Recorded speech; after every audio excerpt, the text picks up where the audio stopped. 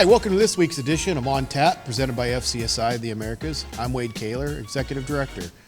On Tap this week, I've got an avid hot rod builder, as well as a food service consultant with over 35 years of design and operations experience, whose firm just went through a major rebranding. Please welcome to the show the managing member and executive principal of YoungCaruso, Mr. Steve Young. Hi, Steve. Welcome to the show. How are you? Thank you for inviting me. I am doing great today. It's sun shining. It couldn't be a better day. I see you must be in your office in Denver. Is that correct? It is. It is in Denver, just to the south. And are you been back in the office for a while, or? So Michael and I, when we took over the business, we thought about, it would be really fun for the employees to have this possibility of remote or working in the office. So COVID kind of pushed us quicker into that scenario. So everybody has the option. They do. Wow. And so we put technology at home and in the office place, so we have the opportunity of both. Nice. Well, to get things started, really, I want to start from the beginning, and that's kind of just tell me how you got your start in food service consulting. What's your background, and how did you get your feet wet, essentially, being a food service consultant? Absolutely. Thanks for asking. So I have a degree in architecture. I went to school thinking I was going to get out of school, build homes, design and build homes. And so when I got out of school, I worked for an architect right off the bat and did renderings and detail, that kind of stuff. And the university approached me and they said, there's some folks in the food service industry looking for some designers. Would you be interested? And I said, well, yeah, let's figure it out and see what it looks like. And so I interviewed to a local firm here in Colorado and got the job right off the bat. And it was so much fun. I thought, well, this will be a neat transition point for, a couple of weeks till I find a real architectural job. But seriously, 35 years later, and, literally thousands of projects all over the world, I couldn't be more pleased to be in this industry. That's amazing. Now, with you and your background, is there any specific segments or parts of the industry that you focus in on more? I know YoungCaruso does a lot of different types of events, but is there anything you guys focus in on more than others? So, early on when I joined Bill was working on mostly sports and entertainment. Mm-hmm. So that was kind of our mainstay. And we looked around and branched out and thought, it makes a difference being more diverse. So we touch everything food, from restaurants to resort hotels to healthcare to correctional industries and, again, sports and entertainment. Sure. And, honestly, there's a fun part or fun aspect of each one of those. What I like in a project is complication. One, meeting the client and getting to know them and listening to them and understand what their vision is, and then how can we make that happen? And the more complicated the project, really, the more fun it is to me. Yeah. So you mentioned Bill Caruso, and obviously he's semi-retired now at this point, or trying to retire, which he's been stating for a few years now as well. But you guys have gone through a major rebranding with you and Bill and Steve and everybody else. How has that transition been, and what do you see the future of YoungCaruso looking like? So let's talk about the transition. Bill absolutely is so involved in the industry, as you know, past presidents and being president of FCSI. Sure. And I think he'll always be involved because he's the face of the industry. Yeah. But he's at a point that he wants to do some other things. He's built a home down south in Mexico and would like to kind of go back and forth. And he approached Michael and I, would we be interested in taking over the business? It was a fun transition. But as Michael and I took it over, we kind of stood back and looked at the industry, with fresh eyes. And just how could we be the best of the best, and what would make a difference in the industry? And I spoke about it earlier with you that we believe that the industry really has a place, and it will always have a place.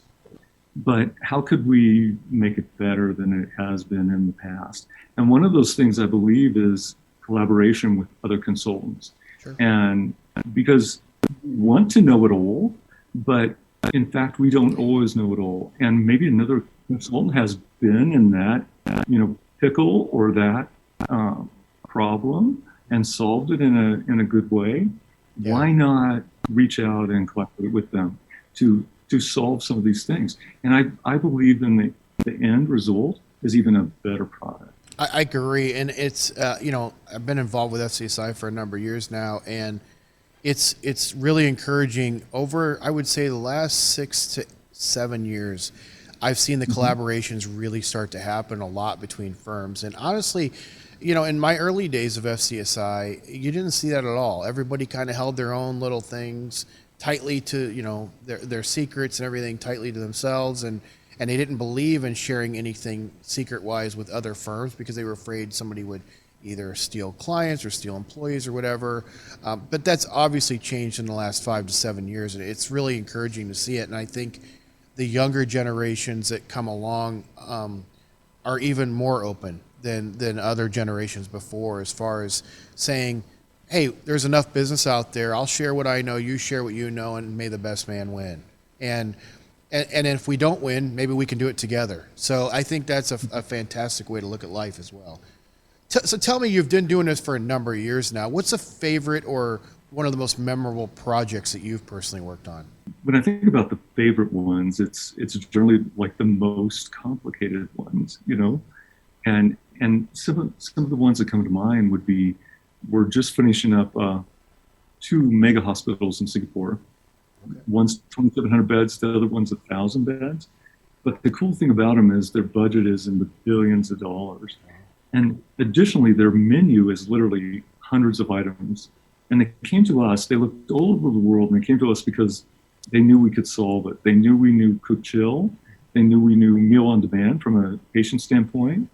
And they also knew that we could solve complicated matters.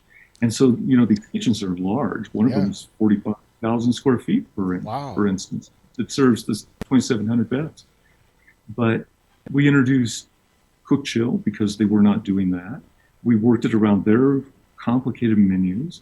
We introduced AGVs, which are automatic guidance vehicles. So the distribution of meals goes from the kitchen to the patients, with these kind of robot meal service. Yeah. Those kind of projects are terribly fun. Yeah, I can only imagine. And I have not been in a hospital like that before, where I still have a hard time wrapping my head around a machine delivering my food to me. But I think when I do see it, I think it's very cool. So I read a little bit about your bio, and it says you're an avid hot rod builder, which I'm a big lover of old hot rods. Tell me about the builds that you've done that you've actually finished versus the hot rod builds that you've started, because I know usually there's a little bit of both in those with everybody. So well, first of all, but I'm lucky that I have a wonderful partner and wife that puts up with this, because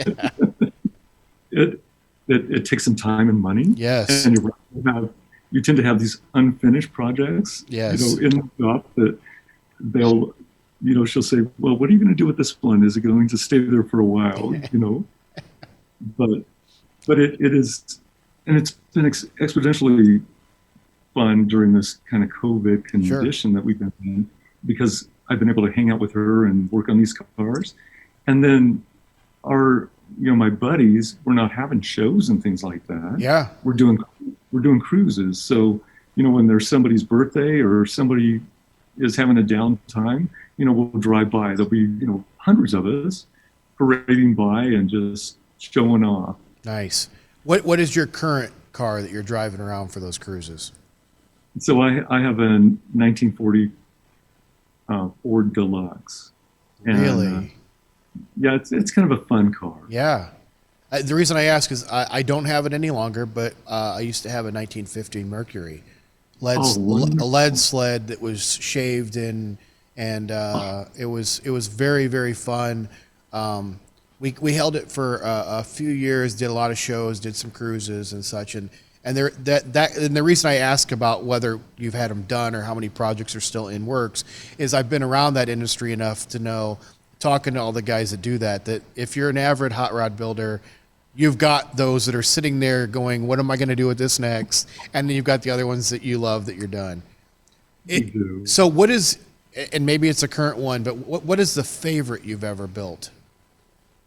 The favorite? Yeah.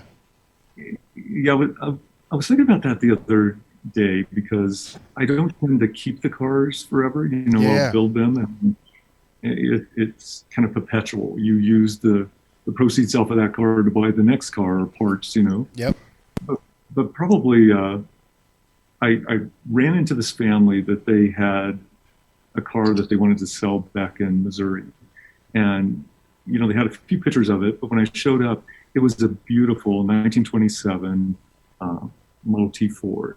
And I don't know if you've driven the Model Ts, but they're so much fun because the pedals everything is totally different than it is today. The gas is on the steering wheel. There's 3 pedals on the floor, and they're not like the 3 pedals of today. Right. But they were so funny. It was very original, but it needed restoration. Sure. And so they begged me to not make it into a hot rod. Oh. Because they knew that that's what I did, Yeah. And I went across the country, picked it up, drug it back home, and I had this quick little conversation with Sherry, and she said, "You got to just restore it originally." Yeah. And we did, and it's so much fun. I'll have to send you a picture of it. It's just. No, I've sat in one, but I've never had the opportunity to actually drive one. But I've seen a couple of them at the shows, and they really are something to see if you've never seen one in person. To give you an idea where it started from, it's pretty amazing. So let me ask you this: if you were not a food service consultant, what would you be doing for a living? Probably architecture. Architecture? Yes. Okay. I truly love, the built environment. And I think because of that background, it meshed so well with this industry from a design standpoint, because I can visualize, what it's going to be like and describe that to the client. But there's so many cool, electronic platforms that we use today internally to do this imaging that we used to do so much by hand. Yeah. But it lets you do so much more from an illustrative standpoint. Yeah, I agree. But that's probably. When you get started with a project today, what is your method of madness of working? Are you a sketch it first? Are you a computer first? Or what do you do as far as the project start? Funny way, it's evolved. When I first started in the business, we had computers and we were drawing. Remember drawing with pen and ink? But it evolved into computers, and very much so I embraced that whole idea because I loved it. Yeah. So even today, as I start a project, it's a combination of drawing, doing sketches by hand really quick, and putting them in the computer. And there's some cool, like 3-dimensional platforms that you can draw really fast with. Like SketchUp is a great example. And it allows you to do imaging in a 3-dimensional form very, very fast as you sketch things out. Yeah. Well, that's all the questions I've got today. But before we let you go, I do want to do a little fun exercise with you. I've got a series of questions from the Would You Rather series, and so what I'd like to do is just go through these, and they're kind of crazy, and they're nothing important in them whatsoever. But it will give us a little peek into the personality behind Mr. Steve Young here. So, are you game for that? Oh yes, absolutely. Right. So, to start with, would you rather be covered in snakes or be covered in bees? Oh my goodness! And this is the beginning. Huh? Yes. I think snakes. Snakes. It's probably less painful. Yeah. Be able to sing or be able to dance? Dance. Would you rather own a restaurant or own a dollar store? A restaurant for sure. Would you rather give up TV for a year or give up the internet for a year? TV. Okay. I love the internet. Would you rather be able to teleport anywhere in the world or be able to read minds? Read minds would be fun. Hopefully. Yeah. Would you rather have all the traffic lights you approach turn green or never have to stand in line again? The traffic lights for sure. Okay. Would you rather see your future or fix your past? Oh my goodness. I think see the future. Okay. Would you rather have unlimited first class plane tickets or never have to pay for food at restaurants? Oh, I love first class, Okay. but I love to eat, that is my passion is the restaurant. So I think the restaurants So you're going to eat for free the rest of your life. All right. forever. Yeah. Would you rather only be able to use a fork and no spoon or a spoon and no fork for the rest of your life? The fork for sure. Okay. Would you rather be an unknown superhero or a famous villain? Unknown superhero. All right.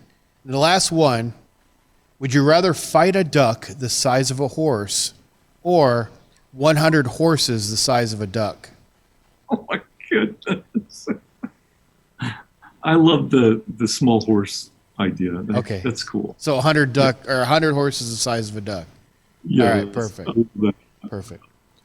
Well, hey, tell me, how can people get a hold of you or get more in touch with you or the firm YoungCaruso? Absolutely. Just log on to YoungCaruso. Hopefully we'll come up pretty quick on the search. Well, that wraps up this edition of On Tap presented by FCSI. If you enjoyed today's episode, help us spread the word. Make sure to like and subscribe our channel and check back next week when we interview another FCSI consultant member. But until then, cheers.